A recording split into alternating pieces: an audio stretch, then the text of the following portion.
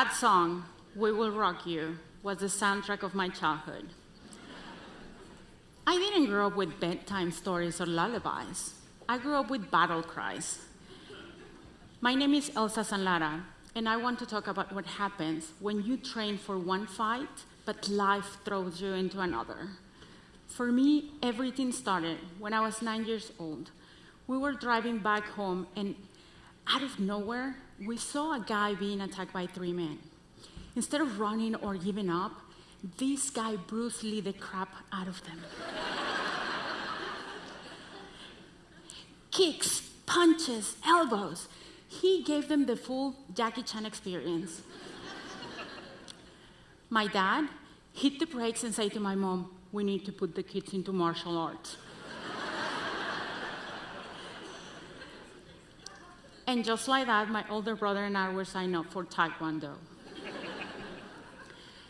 Now, imagine a tiny Taekwondo school in a small town in Mexico with mismatched floor tiles and sweaty kids trying to kick higher than society say they should.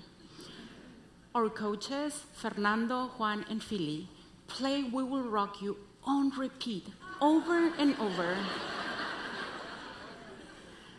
like a mantra. It was not just a song, it was our battle cry. Because when you live in a town with few opportunities, believing in yourself is not just a nice to have, it's survival. And those stomps and claps inspire us to believe that we were meant for something bigger. In our hearts, we were already champions. Few years later, my brother, also known as Gorilla,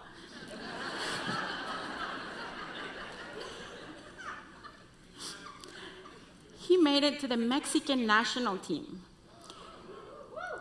Every time he came home, he would talk about his team, how fun the training camps were in Korea, and all this new world I was not part of. And that's when my stupid fear of missing out hit me in the face. So I trained really, really hard, and when I was 17 years old, I made it to the Mexican national team.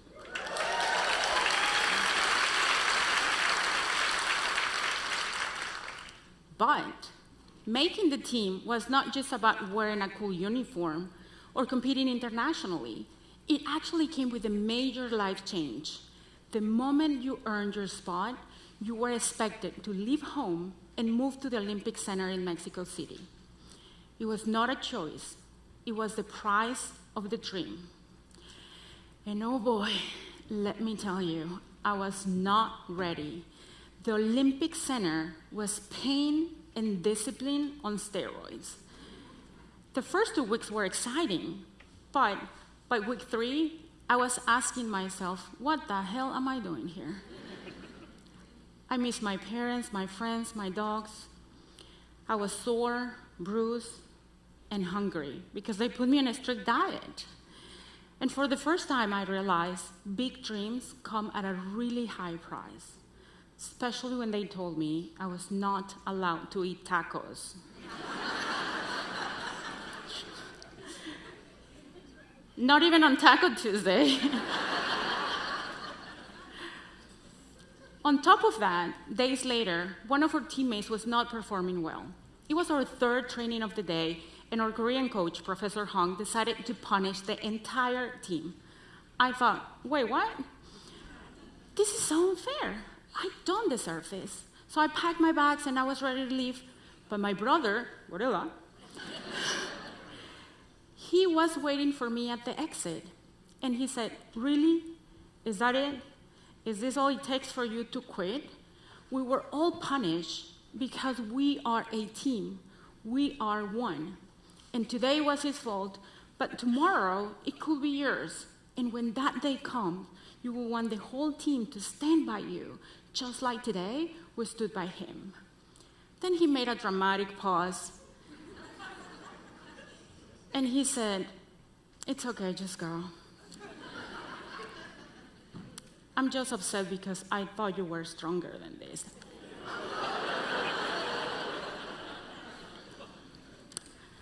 Here's the thing about siblings.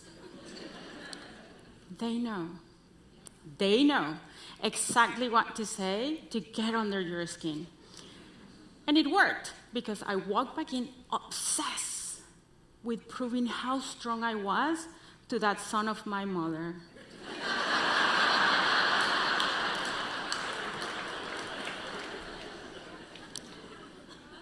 And guess what? I stayed for a year. I competed in a world championship in Europe. I made it to the semifinals, but I did not win any medals. No gold, no silver. They didn't even give me a participation ribbon. I came back home absolutely heartbroken with a bad knee injury and wondering if all the sacrifices, the bruises, the no taco diet, the punishments, the endless hours of training had been worth it. It felt like I had given everything and still come up empty-handed. Soon after, my family had to move to the United States, and suddenly I was no longer an elite athlete. I was an immigrant. And let me tell you, being an immigrant is like being thrown into a fight with Mike Tyson you never trained for. No coach, no team, no rules, no ear protector.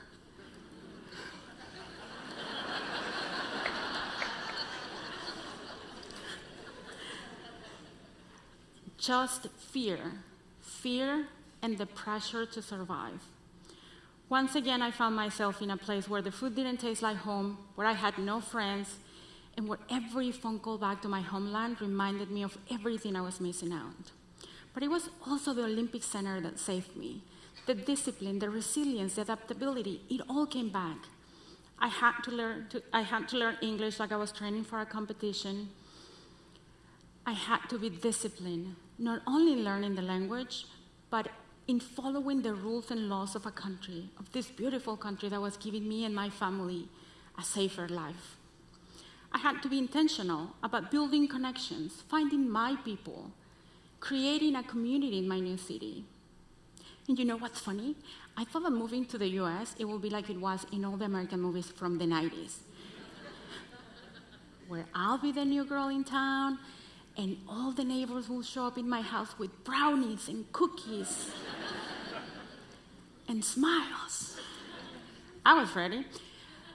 I even practiced in front of the mirror, opening the door, pretending to be surprised, accepting the welcome to the neighborhood dessert. In my mind, it was perfect. But my neighbors didn't get the freaking memo. There were no cookies, no brownies, not even smiles, just cautious stares, like if they were trying to see what kind of immigrants we were, what drug cartel we belonged to. I had to be patient, I had to adapt, and I had to work twice as hard, because when you're an immigrant, and when you're different, proving your worth is never a given.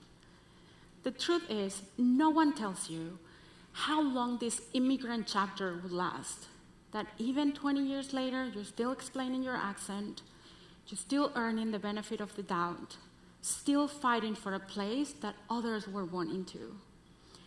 And it doesn't always happen in dramatic ways. Sometimes it's subtle. The manager that talks over you in every meeting, not because your ideas weren't good, but because he couldn't just get past your accent. The smile that freezes the moment they see your amazing skin color. Or the executive that looks you in the eye and says, you're talented, but your last name won't open doors here. And that's when you realize the fight isn't always in a ring. Sometimes it's in a conference room, in a phone call, or in those quiet moments that you're trying to prove that you're capable, that you matter, that you belong. And when life challenges you, when people try to put you down, when they try to put you in a box, you have two options. Curl up in a corner, feel sorry for yourself, and give in, or be the fighter who takes the hit, spit out the blood, and gets ready for another round.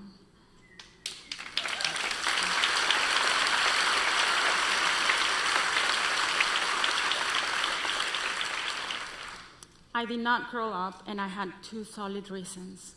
Number 1, because all I could hear in my head was, I thought you were stronger than this. In Gorilla's voice, on repeat, until the end of times. And number 2, because there was no way I was going to let someone else's assumptions, racism, or plain old ignorance to decide my future. No gracias.